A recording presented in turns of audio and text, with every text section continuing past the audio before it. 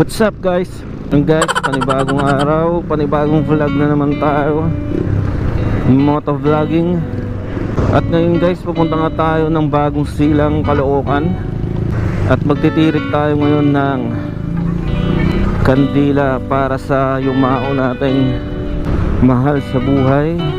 Ang ipagtitirik ko pala ngayon guys ay si Lola. So matagal-tagal na nga talaga guys. So balikan na muna natin dati habang bumabiyahe tayo. Kwentuhan muna tayo ng konti. Yun nga, yung lola ko na yun guys, no. Medyo nagsisi nga rin ako nung time na yun guys, na birthday niya nun. Hindi ako nakapunta, no. Medyo nakakalungkot. Hindi man lang ako nakabawi sa kanya guys,